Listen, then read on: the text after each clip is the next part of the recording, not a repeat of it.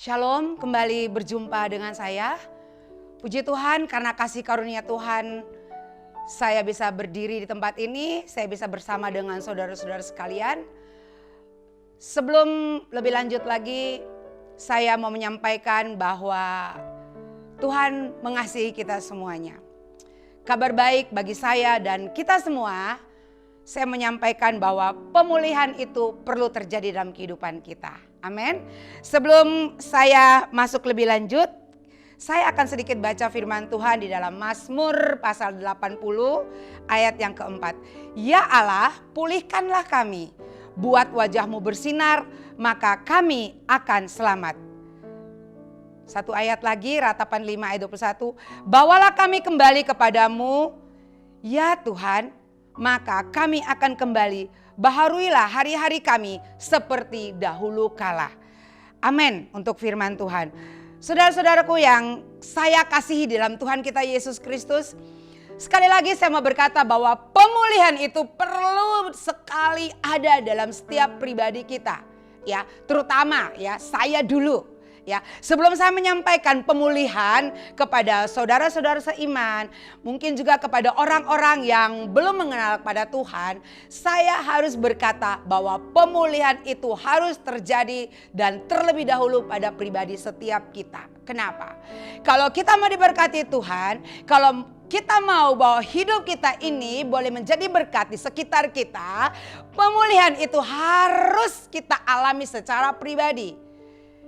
Tuhan tidak menginginkan ada kerikil-kerikil, ada sampah-sampah yang ada dalam kehidupan kita atau hati kita secara pribadi.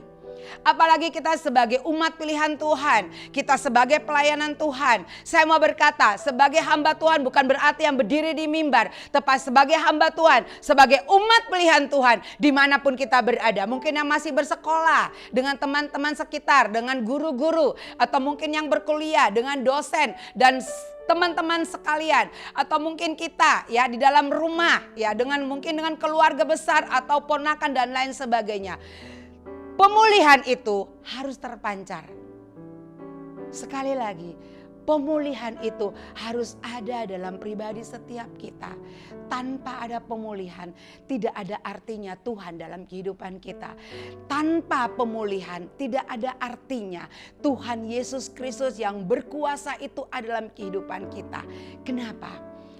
Sebelum pemulihan itu terjadi, kita harus melepaskan semuanya.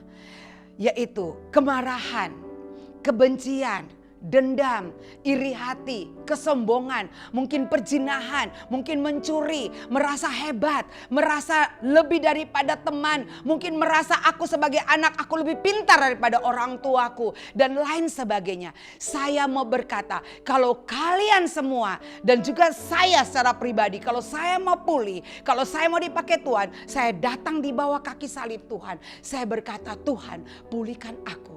Saya mau melepaskan pengampunan terhadap orang-orang yang pernah menyakiti saya.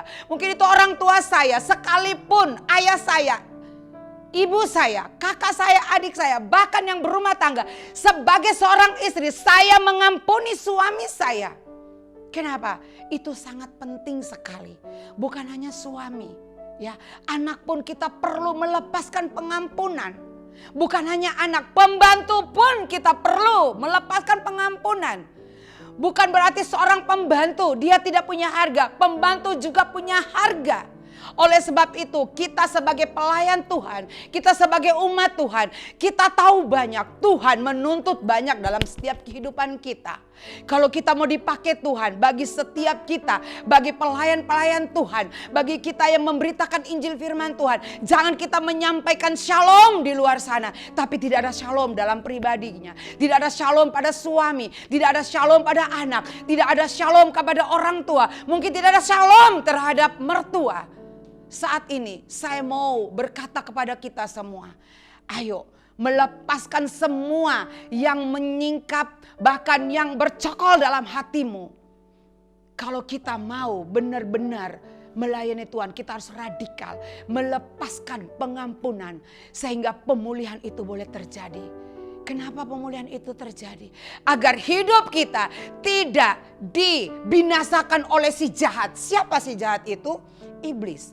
Saya mau berkata, iblis itu bukan datang yang seperti zaman dahulu saya masih kecil, ya. Mereka berkata iblis itu tinggi hitam, ya, bertanduk, ya, giginya taringnya panjang. Tidak. Sekarang ya cobaan, ya banyak hal iblis dengan apa? Dengan cara sikap kita. Ya mungkin di saat kita sebagai suami istri, mungkin di luar sana dalam rumah tangga, mungkin istri atau suami ada persoalan. Ya di luar sana mungkin dalam kantor, mungkin ada teman yang mungkin dia lihat, wah ini boleh nih. Ya boleh saya dekatin. Mulailah masuk ya benih-benih atau suara-suara mengganggu kita. Sehingga kita boleh menerima semuanya itu dan kita binasa. Tapi saya mau berkata, ayo biarlah pemulihan itu boleh terjadi. Jangan kita mendengarkan suara-suara yang halus itu. Suara-suara yang kadang-kadang sebagai orang dunia mengatakan ini suara yang enak. Ya, mungkin saya di rumah kok seperti ini. Ya, saya di luar sana mendapat yang luar biasa indah, janji yang baik. Tapi kembali lagi, semakin kita mendekatkan diri kepada Tuhan, bukan berarti tidak ada cobaan. Cobaan itu banyak sekali. Tapi kalau kita datang di bawah kaki Tuhan, kita minta perlindungan Tuhan, kita minta Tuhan kuasai kehidupan kita, maka hati kita pun dibersihkan. Maka pemulihan itu bukan hanya terjadi di dalam pribadi kita, tetapi dalam rumah tangga kita, dalam suami, istri, anak kita, mungkin keluarga besar kita semua, mertua, orang tua, itu harus ada. Oleh sebab itu saya mengajak kita semua, adakan pemulihan. Sehingga apabila kita boleh menyampaikan firman Tuhan, kita boleh menjadi berkat yang luar biasa. Orang melihat, mungkin orang melihat pribadi kita, orang melihat rumah tangga kita yang tadinya mungkin kita suka berantem suami istri, tidak ada perdamaian, tidak ada pemulihan. Tapi setelah mereka mendengar dan dipulihkan, mereka benar-benar menjadi saksi yang luar biasa. Kenapa? Firman Tuhan katakan, kita ini adalah cermin yang terbuka bagi banyak orang. Jadi saya mau berkata, kemanapun kita pergi, orang melihat bagaimana Kristus yang ada dalam kehidupan kita. Belajar, mungkin tadinya perkataan kita kasar, tadi mungkin perkataan kita yang tidak membangun iman orang lain. Tapi dengan hari demi hari, setelah ada pemulihan itu, kita tahu Tuhan sudah ada dalam kehidupan kita. Kita bisa melepaskan pengampunan, kita bisa mengasihi orang yang telah menyakiti kita, bahkan orang yang binasakan kita. Karena pemulihan itu kita bisa mengasihi, kita bisa mengampuni suami kita bisa mengampuni istri kita bisa mengampuni orang-orang yang kita cintai. Kita melepaskan pengampunan sehingga pemulihan itu ada. Sehingga kemanapun kita pergi, nama Tuhan dipermuliakan. Itu yang Tuhan mau. Bukan satu jaminan, sekali lagi. Bukan satu jaminan. Kita berdoa setiap hari. Kita melayani Tuhan setiap hari. Bukan jaminan kalau kehidupan kita belum ada pemulihan. Oleh sebab itu saya mau mengundang sekali lagi buat semua kita. Bukan saudara, saya terutama. Biar ada pemulihan itu sehingga orang bisa melihat Tuhan yang saya sembah adalah Tuhan yang hidup. Sehingga kehidupan saya boleh menjadi berkat bagi banyak orang. Saat itu kita tidak usah lihat lagi ke belakang, tapi kita melihat bagaimana Tuhan dalam kehidupan kita. Percaya kalau pemulihan itu terjadi, bukan hanya pribadi kita, ekonomi kita, rumah tangga kita, ya studi kita, pekerjaan kita, pelayanan kita, semua akan dipulihkan. Dan Tuhan percaya Tuhan akan memberkati kita apapun pergumulan kita. Kalau kita taruh di bawah kaki salib Tuhan, maka Tuhan akan memberkati kita. Saat ini saya ajak semuanya kita, yuk kita tutup mata. Tuhan, terima kasih Tuhan buat firman-Mu yang mengingatkan setiap kami. Biarlah pemulihan itu boleh terjadi bagi setiap kami. Mari Tuhan Roh Kudus, saat ini kami mengundang Engkau masuk, kami buka hati kami Tuhan. Engkau masuk dalam hati kami.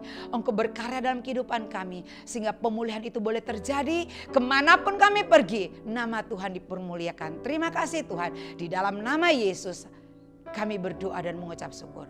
Amin. Amin.